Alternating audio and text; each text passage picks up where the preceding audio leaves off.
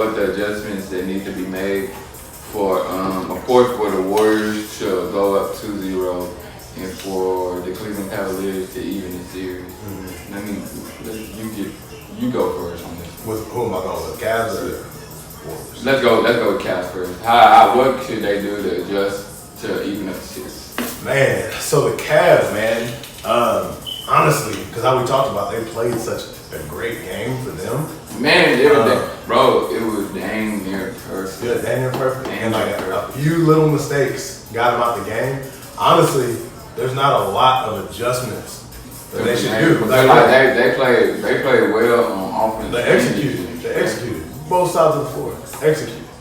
And I mean, I liked how, and just kind of getting into it, but I liked how with Draymond Green, remember I was talking about, I want him to win. There were so many times Draymond was open, it was perfect. It was perfect. He hit a three, I think, at the end of the fourth quarter, but where was that at? That was in overtime. That was in overtime. That was we were like, oh, yeah, Lord. That play went up by 10. He hit a three. Yeah. And it's just like, well, great. Yeah. Like, great. He hit a three on you. Yeah. Like, I think they honestly did everything great. I would just say, I mean, the only adjustments, still to me, where's Jose? Where's Seti? Talu, you gotta get them in the game, man. You gotta find a way to get them in the game. You gotta find a way to get them in. Like, Jose, I promise you, Jose's gonna hit some big shots for them. Not even saying just in the clutch, like just timely shots. Just have him in there. Even if the guy plays 8 minutes a game, Seti's gonna give you energy. Let these guys get these shots, man. Because guess what? Other guys aren't doing stuff. When you look at like Clarkson takes bad shots. Seti Osman's not going to take those bad shots. Yeah. He's not going to take those bad shots. He's going to cut. He's going to get open for easy buckets. He's going to play defense. He's going to make the extra pass. He's going to make the smart basketball play, which that's the kind of guys you need out there with LeBron James. Yeah. I think these guys have to get a shot, but I mean, there's really not much more that the Cavs can do as far as making adjustments. Just the rest of the guys. Do your job. Green, do your job. JR, do your job. But there's not a lot because when you do have Jordan Clarkson out there, a lot of those possessions can become empty. The empty possessions, man. Because it comes down, dribble, cross, dribble, bring it back, step back, shoot a bad shot. What did you get out of that? And Tyrone is not going. He's not going to do that. He's going to move the ball. He's going to give it to the guys who can create. He's going to spot up. He's going to set screens. He's going to cut. He's going to sit in the corner. Like, he's going to play his position. Said he's going to do the same thing. Yeah. Like, just higher basketball offensive awareness and IQs on the court. Like, it's only going to help you. Yeah. What are your adjustments? Like you say, like there's not a lot there that meets the eye for the Cleveland Cavaliers that they can do. But LeBron, like 51 is good, but you still need the other starters to come up, like, man. And look at that. Remember, we looked at it, I think it was like 3 quarters in, and they were already at like 42. Yeah, but that was the entire team. The entire team. And that was with Kevin Love. I think at that point had like 15 points. You need more. You need more. So, like, you still need the other starters to do something. And, of course, this idiot, Kevin Love shouldn't be playing. Jeff Green should be playing. Crazy. Crazy. Like, he's the second, like, crazy. He's their second best player. Yeah. Even when he struggles, he's still their second best player overall. But George Hill, we didn't see you picking up full court, which you could be doing.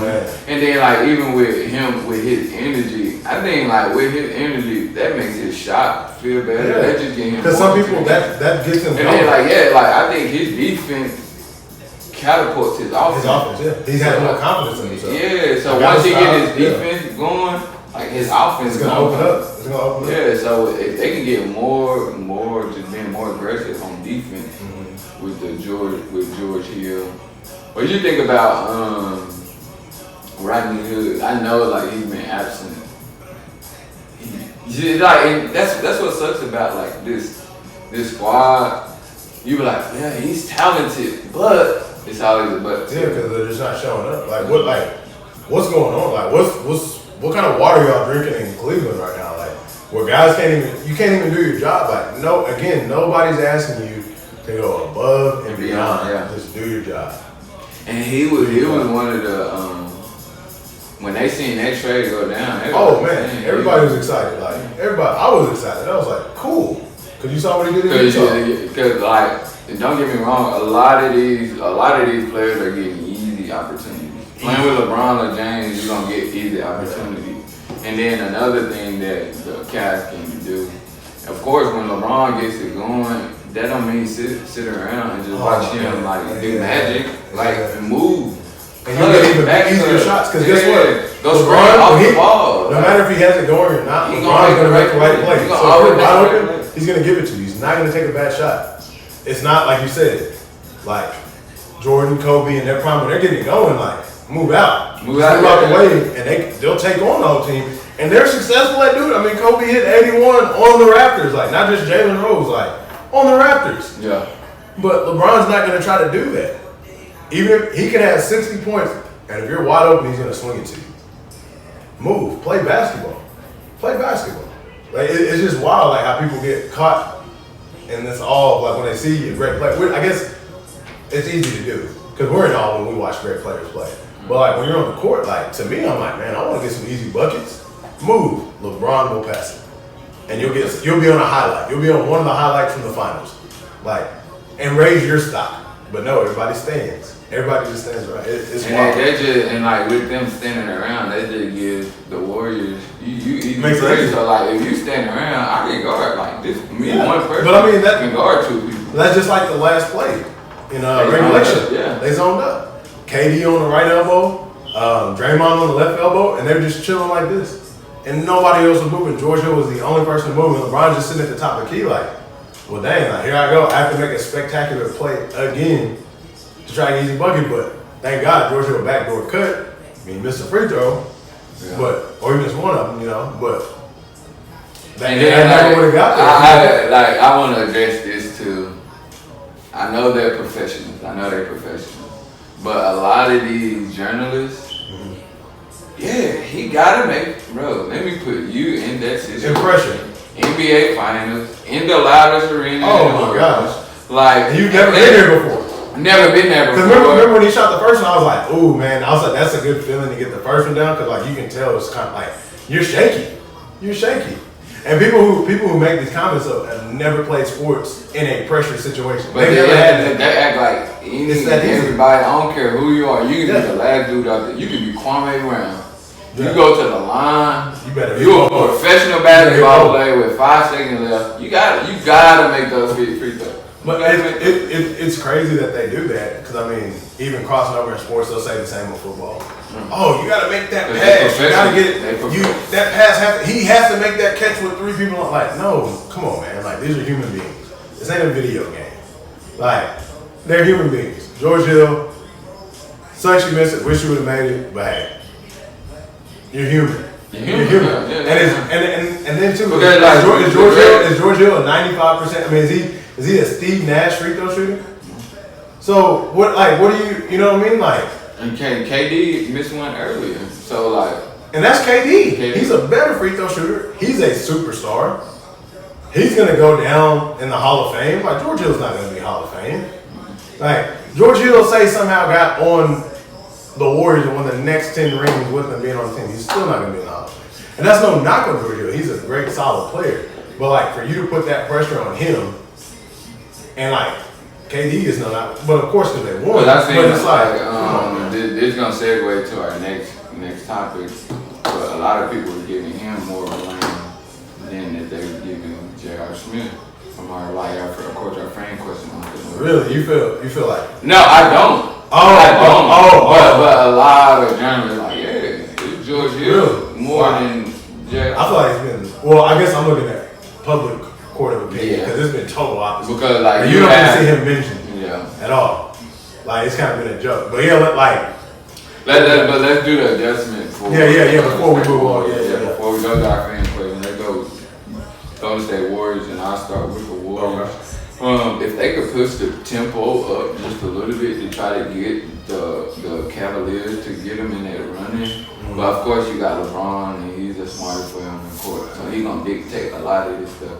But if you can get him going, just like the start of the third quarter, let's get him running, and then you start like shot short hitting down. Easy layups. Like, wide open threes. Then it's like that, they up by 10 points. But you call that timeout, you get the best player in the world. All right, He adjusts. Strategically, I'm gonna do this. It's back at tie point, back tied up. Yeah. So like it's like all this is easier said than done, but if they can get the tempo, get it going, they get a lot of easy shots for them. And I wonder how Clay gonna be, because I know because that was a nasty spill that JR did on Clay. I wonder and that wasn't dirty at all. The people who were talking about that was dirty. Like the guy was. And that won't get by the fans. Okay, that's your guy, but. Don't act like he tried tucked to and rolled and tried to just like he slipped on that.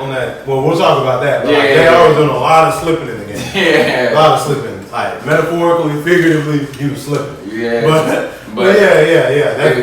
That's gonna be interesting to see, like you said, with Klay Thompson and how he's feeling. I think adjustments that they gotta make, man. Get the ball out of LeBron James' hands. Anytime they set the screen and roll, trap them. Yeah. Make these other guys do something. Make them do something. Because again, like we said, Kevin Love was the only one who really hooped. There's always at other times when 3 other players on the court, and Kevin Love's not on there, 4 other players on the court. Like, make these guys, just like I was saying about Draymond, like, make these guys beat you, make these guys win the game. Get it out of LeBron's hands. I'm talking about every single time. Get it out of his hands. But then also how you were talking about earlier in the segment, with them not playing one-on-one ball, keep moving the ball. Like y'all the Golden State Warriors. Get it that'll make KD more efficient. It'll make him more efficient. And when that ball gets moved from side to side, remember we said Cleveland doesn't like that second and third rotation. There wasn't a lot of that going on, so Cleveland's defense looked even better.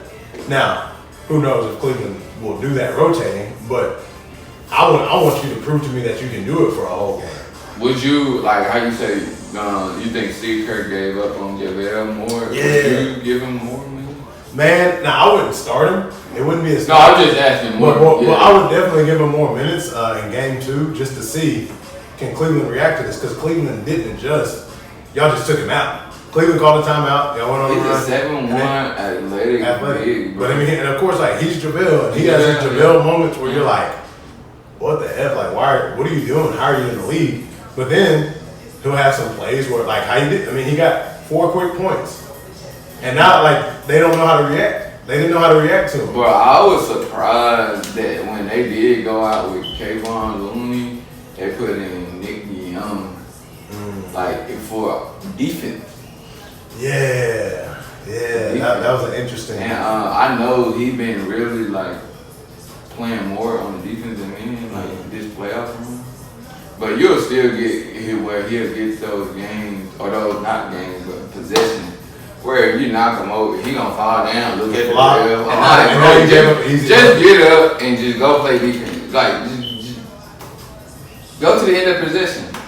That's what the trip about a lot of the NBA players. All right, if they not gonna call it, if you don't hear the whistle, just get back. Yeah.